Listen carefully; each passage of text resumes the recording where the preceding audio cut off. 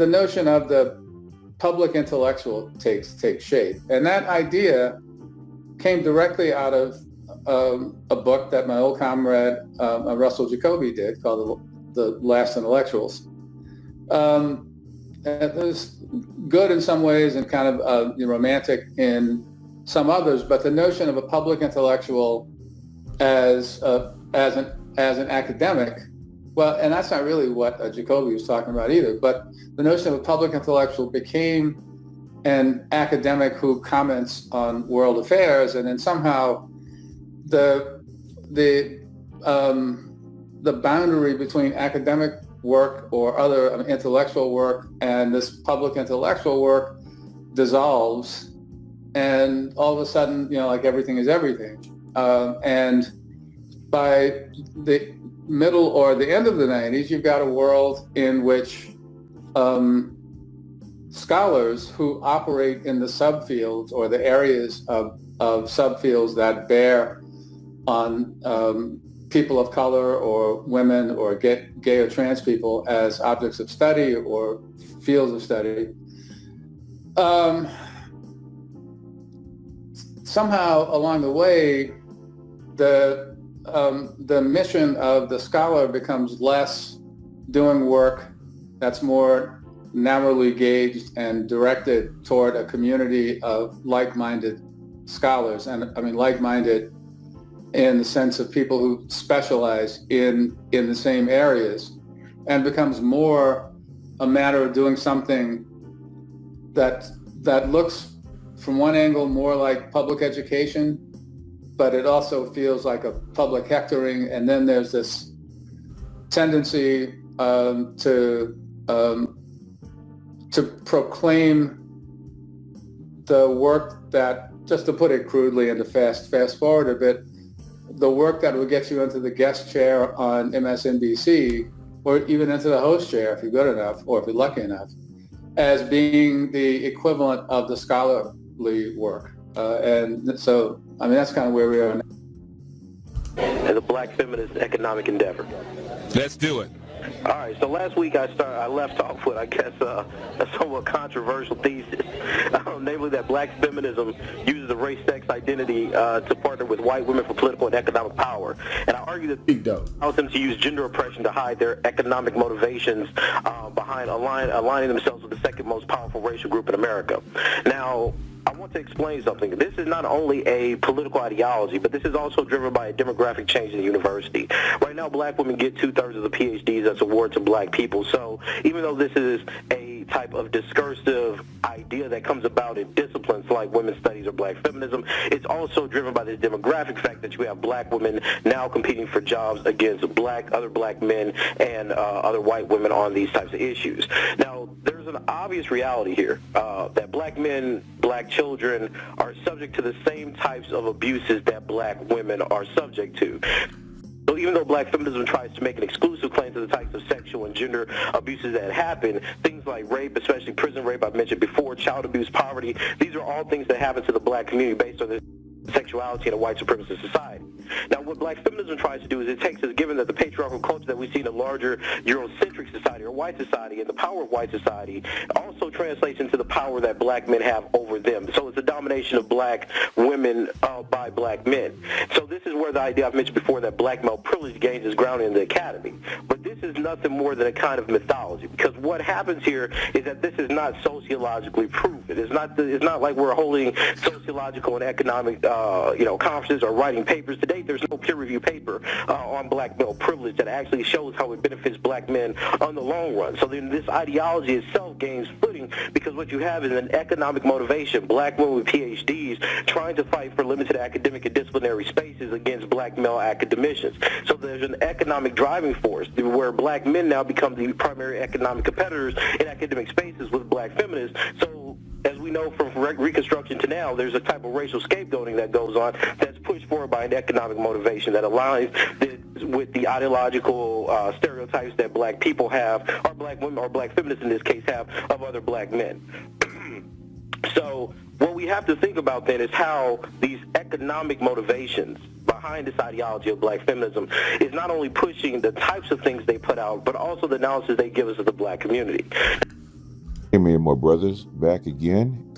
Green Gorilla did a video on Sunday, the Manosphere Show of the Week, and was talking about intersectionality and its results and kind of the behind the scenes look and the evolution of intersectionality over time. A little bit with the Combahine River collection, he's done that.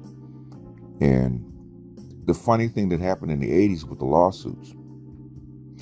But at the beginning of this section of this video, I played two videos, one by Adolph Reed and the second by Dr. Tommy Curry. And as you can see in the thumbnail and the title, did black women, black elite women, sell out the whole black community for 30 pieces of silver? Look at somebody like Ebony K. Williams. It does appear that they did. They wanted to maintain power. They wanted to maintain control. They did the same thing that white women did.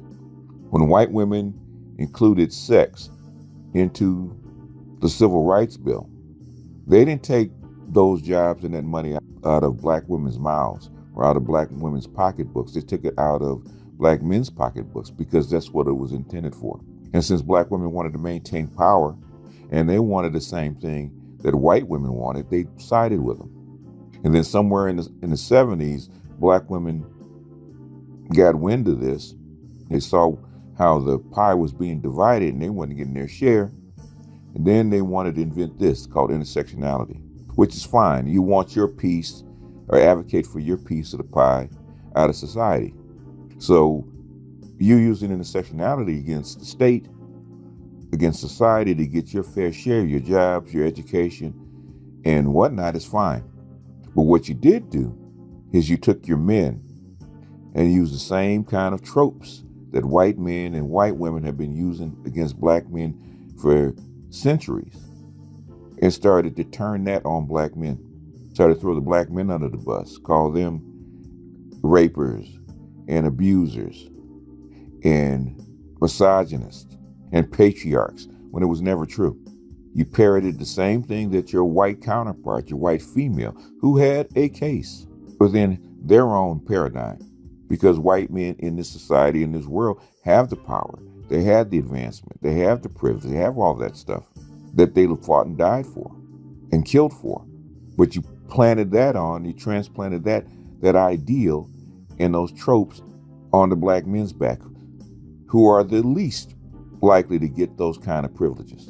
You can go all the way back. Black men are always the least educated, have always been the least educated, always been the most discriminated against, always been the one, the most arrested, most killed. Whatever stat or demographic you actually want to look at, black men are somewhere near the bottom. In fact, that's why Dr. Claude Anderson called black people, really writ black men, the permanent underclass. So what you did, you took these talking points, you took these myths, you took these tropes, you took these ideals, you took the situation and you weaponized it against your own men for your own gain. What did Adolph Reed say? You went from an academic to a public intellectual because you wanted more money, you wanted more prestige, you wanted more accolades, and you wanted more money. Like you said, your goal was the chair on a news show. Read Ebony K. Williams. And how did you get it? By throwing your men under the bus. By taking intersectionality as a concept, as a legal framework that was supposed to go up against white supremacy and racism to get your fair share.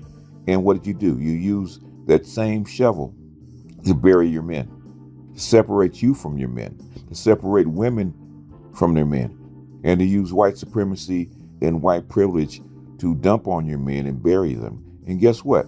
You did a good job. Only to turn around 40 years later complaining about the men that you buried not being alive, not being where you are.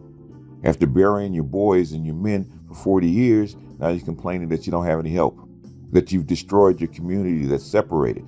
In 1960, almost 90% of black people were married. Almost 90% of black people were married, or at least listed as married. 300 years of slavery and Jim Crow, 90% of black people were married until they started giving you the same privileges and access to money that white women had. And as you have gotten it, guess what you've done? Did you take advantage of it as white women did? Why do you think white wealth doubled? You think white women just took the access to the money and threw their men away? No, they didn't. They went right along and worked right alongside their men and doubled white wealth. What did you do? You took the money and competed with your man.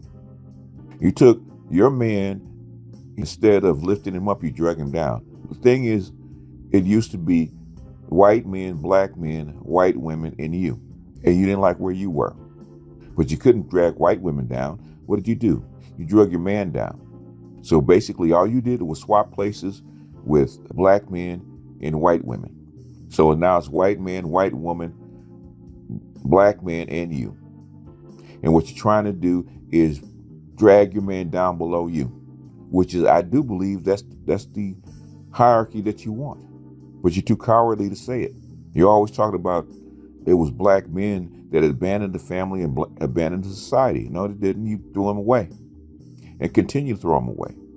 Continue to slag his name and drag him down. And every time there's some kind of movement for equity or equality for black men, guess what you do? You do whatever you can to destroy it. Because it's not for black men to actually have any kind of peace or separation or independence. Every time there's some kind of black male movement for some kind of independence, guess what you do? You blow it up. And then you call on the white man and the white woman to help you blow it up, i.e. the Ice Cube effect, i.e. passport bros, i.e. the black manosphere. Black manosphere is not really about talking about women, for the most part. Black manosphere is talking about black male independence, which is something that you cannot afford. Because the only power you have is your power to hold black men down, to abuse and discriminate against black men, which you have done a very good job over the last 60 years. Now, it's almost hard to tell a black woman's voice from a white woman's voice. In fact, white women are less racist than black women. Listen to the divestors. Listen to the swirlers. Hell, listen to the black female elite. Can't tell you of all of the black professors that I know that have been fired just for doing what? Putting up black male statistics. As Tommy Curry said, there's only so many jobs, there's only so many spots in this United States. Capitalism is a zero-sum game, and everybody knows it, including white women. White women want to share their spots with their men. Black women want to compete against their men for those spots. She knows she can't go against white women. She knows that she can't go against white men, who's the only person that she can defeat in this system, which is her own men. And they're perfectly willing to put black men under their skirts, which is where they think that black men belong. The son-husband should only exist in the black community. The husband-son should only exist in a black community. It doesn't exist in a white community or the Asian community. This subjugation of men, of your own men, only exists in the black ADOS community. It's not tolerated anyplace else, even by the women. Jewish women don't tolerate that. Jewish woman will nag her son into progressing, nag her son into achieving. So, according to Dr. Curry, you're elite. I'm looking at you, Ebony K. Williams. You're elite. I'm looking at you, Kim Foster. You're elite. I'm looking at you, Real Talk with Yanni, Cynthia G, yada, yada, yada. You're elite females to get positions in the academy, to get your positions on CNN, to get your positions as far as the political offices and political gain. I'm looking at you, BLM. You threw your men under the bus. You made up lies and myths. In fact, you borrowed lies and myths from white women, tagged them on your men, got laws passed to subjugate your men, then have the nerve, Ebony K. Williams, to talk about the position that they're in, that we're not showing up. Can't show up if you're not in the room. Can't show up if racist teachers and your racist system are putting you on Ritalin, or putting you in special education, or teaching your mothers not to care about your education. They've proven, which I think I've read at least 4 or 5 studies, that white women make better mothers to black boys than black women do, simply by believing that black boys can achieve, which most black mothers don't. Not saying all, most black mothers don't. And I wish the elite black women that are teaching this stuff, that don't want to center black men, that don't want to center black boys, want to keep themselves centered in this affirmative action, politically correct conversation, which still is when they sick their male feminist dogs on us with the same talking points, with the same lies, with the same myths. Keep yourself centered, so guess what? So you can get the seat, you can get the chair, you can get the office, you can get the position, you can get your spot in HR or whatever business it is. You can get the grants. 80% of, well, damn near 90% of the grants go to black women. Your welfare, your food stamps, the scholarships, your grants, 80% of it goes to black women. The other 13% goes to others. Black men always get the crumbs. And we have people that are political that say we should get behind black women so they can get a slice of the pie, so at least black men will get crumbs. Looking at you, Stacey Abrams. I'm looking at you, Tiffany Cross. The same old, same old. We got black intelligentsia, or black female elite selling us out like Judas for 30 pieces of silver, and then they're sistering the average black woman, denying us 3 times before the cock crows, agreeing with us, signing up for it, and then claiming that we abandon them, as we probably should. If you're going to be against us, guess what? You're not on our side. I never saw LeBron James that was competing against whatever team, make nice on the court. We're competitors. You've drawn the line and then pretend like you're helping. And the few allies that we do have, they have to hide. They have to basically treat most black women like white people. You have to sneak and help black boys. You have to sneak and help black men. You have to whisper instead of the black community coming together as a whole for the best of both of us. Because you're not going anywhere without your men. The white man is not going to take you. Mr. Cartwright, William Cartwright, is not coming to save you. I don't care if you are having his baby. At some point, we're going to have to come out and reckon with this. The truth is already coming out. It's already starting to flip. The white men that are getting treated like black men, they are not holding back, and they are telling the truth. They are not trained to take this. And believe it or not, white women are not taught to respond to it either. Trust and believe, had I done this video when I started to do this video, I would have been much angrier because I was pissed. You broke your whole community. You destroyed your community over 30 pieces of silver, really. And you're the best and the brightest of us. I probably would have to revisit this because I'm sure I have more to say about it. But this is my initial thoughts, and this is my initial opinion, my initial feelings on this subject. I appreciate my PhDs, my scholars, for digging this stuff up and digging this stuff out and pointing this stuff out, because they're the people that have to live this. They're the people that work behind these walls, behind these ivory-covered walls. They see this on a daily basis. The black elite female can hide behind words, hide behind barriers, and hide behind those back doors that they close and they whisper and they collaborate, where they can't hide from the brothers that are already back there, that sit there in the seat and watch them. So I appreciate y'all. But with that, I'm going to jump off here. This is BGS out, and I'll see you guys on the next one. Peace.